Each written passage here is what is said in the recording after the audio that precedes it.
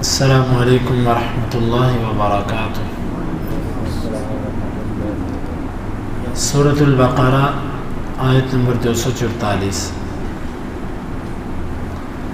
اعوذ باللہ السمیع العلیم من الشیطان الرجیم من ہمزہ ونفخہ ونفثہ۔ اللہ کے راستے میں قتال کرو۔ قتال کہتے ہیں دشمن سے لڑائی کرنے کو۔ قتال جہاد کی ایک قسم ہے، کیونکہ جہاد کا لفظ جوہد سے نکلا ہے۔ جوہد کا معنی ہوتا ہے کوشش کرنا، تو دین کی سربلندی کے لیے کسی قسم کی کوشش بھی جہاد کہلاتی ہے، چاہے وہ تبلیغی ہو، چاہے وہ علمی ہو، چاہے وہ مالی ہو، کسی طرح کی بھی کوشش دین کی سربلندی کے لیے اس کو جہاد کہا جا سکتا ہے۔ جہاد کی شاخوں میں سے عظیم ترین شاخ جو ہے وہ قتال ہے۔ قتال کا معنی ہوتا ہے لڑائی کرنا۔ یہاں پر اللہ تعالیٰ نے فرمایا قاتلوا فی سبیل اللہ، اللہ کے راستے میں قتال کرو۔ اللہ کے راستے میں قتال کیا ہے؟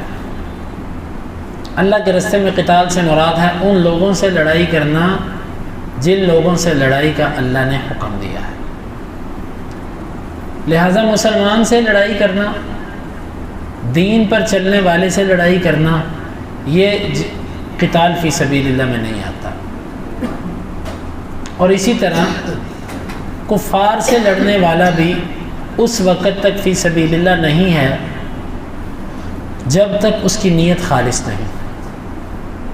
حدیث کے اندر آتا ہے صحابہ کرام نے اللہ کے نبی صلی اللہ علیہ وسلم سے پوچھا کہ ایک بندہ بہادری کے لیے لڑتا ہے اور ایک بندہ اپنے قوم اور قبیلے کی خاطر لڑتا ہے، اور ایک بندہ غیرت کی بنیاد پہ لڑتا ہے۔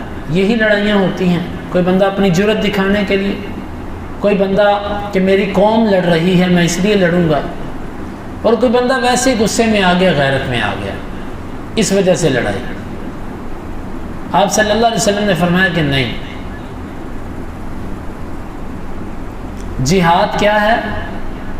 من قاتل لتکون کلمۃ اللہ ہی العلیٰ، جس نے لڑائی اس بنیاد پر کی کہ اللہ کا کلمہ بلند ہو جائے، یہ فی سبیل اللہ ہے۔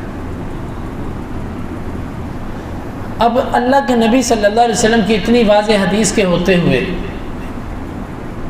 کسی اللہ کی دین کی بلندی کے سوا کسی اور نیت کے لیے لڑنے والا بندہ شہید نہیں کہلا سکتا، اگرچہ دنیا اس کو شہید کہتی ہے۔ لوگوں کے شہید کہنے سے نہ کوئی شہید بنتا ہے، اور لوگوں کے انکار کرنے سے نہ کوئی شہادت کے درجے سے نیچے اترتا ہے۔ شہادت کے لیے لازم ہے کہ اللہ کے دین کی سربلندی کے لیے لڑا جائے۔ ہاں، اس کا یہ مطلب قطعاً نہیں ہے کہ وطن کی خاطر، وطن کا دفاع کرنے والا بالکل ہی ہم اس کے اوپر فتویٰ لگا دیں کہ یہ مردار ہے۔ اگر وطن کا دفاع اس لیے کر رہے ہیں کہ اس وطن کے اندر اللہ کا دین ہے، اللہ کے دین کی سربلندی ہے اس وطن میں، تو اس وطن کا دفاع بھی یوں کہہ سکتے ہیں کہ وہ اللہ کے دین کا دفاع ہے۔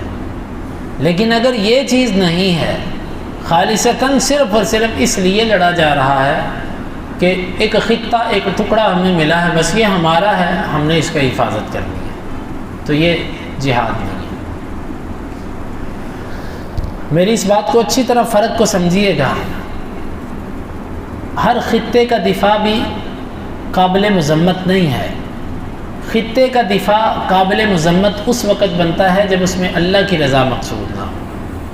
اگر کوئی اللہ کی رضا کے لیے لڑتا ہے کہ بھئی یہاں پر ہمیں دین میں آزادی ہے، ہم نماز پڑھتے ہیں، مسجدوں کا احترام ہے، یہ سب معاملات ہیں، پولیس ہماری مسجدوں کے باہر آ کے ہماری حفاظت کرتی ہے، یہ اللہ کی نعمتیں ہیں ہمارے اوپر، اگر یہ نعمت ہم سے چھن گئی تو پھر یہی کیفیت ہوگی کہ جو ہمارے پڑوس ملکوں کے اندر مسلمانوں کی ہو رہی ہے۔ اس بنیاد پہ لڑنے والا بندہ بھی انشاءاللہ دین ہی کی خاطر لڑ رہا ہے۔ لیکن اگر کسی کے ذہن میں کچھ بھی نہیں، مثلا ایک بندہ اس لیے لڑتا ہے کہ جی میری تنخواہ ہے، میری نوکری ہے، میرا کام ہی لڑنا ہے، یہ شہید اور یہ مجاہد کیسے ہو سکتا ہے؟ یا ایک بندہ اس کے ذہن کے اندر کسی بھی طرح دین نہیں ہے، کسی بھی طرح اللہ کی رضا نہیں ہے، آپ اس کو شہید کیسے کہہ سکتے ہیں؟ ویسے یہ مسئلہ تو صحیح بخاری میں گزر گیا کہ کسی کو بھی شہید نہیں کہہ سکتے، ہاں انشاءاللہ تعلیقاً کہہ سکتے ہیں اگر اللہ نے چاہا تو فلاں شہید ہے۔ اگر مطلق طور پر کسی بندے کے بارے میں بالجزم یوں کہنا کہ فلاں شہید ہے، یہ انداز ہی درست نہیں ہے۔ کیوں کہ شہادت کا تعلق دل کی نیت کے ساتھ ہوتا ہے۔ اگر نیت اللہ کی رضا ہے تو شہادت ہے، اگر نیت اللہ کی رضا نہیں تو جہاد کی صفوں میں اللہ کے نبی صلی اللہ علیہ وسلم کے ساتھ لڑنے والا شخص کہ جس کو سب نے مرنے پر شہادت اور جنت کی خوشخبری دی، آپ نے فرمایا تمہیں کس نے کہا ہے؟ تمہیں کس نے کہا ہے؟ تو اس سے یہ معلوم ہوا کہ اللہ کے راستے میں لڑنے کے لیے چند چیزیں، چند شرطیں ضروری ہیں۔ نمبر 1، ان سے لڑا جائے جن سے لڑنے کا اللہ نے حکم دیا۔ مسلمان سے لڑائی، دین پر عمل کرنے والے سے لڑائی جہاد نہیں ہو سکتی۔ دوسری بات، کفار سے لڑا جائے اور کفار بھی لڑتے ہوئے نیت صرف اور صرف اللہ کے دین کی سربلندی ہو، اس کے سوا اگر کچھ اور نیت ہے تو وہ اس میں شامل نہیں ہے۔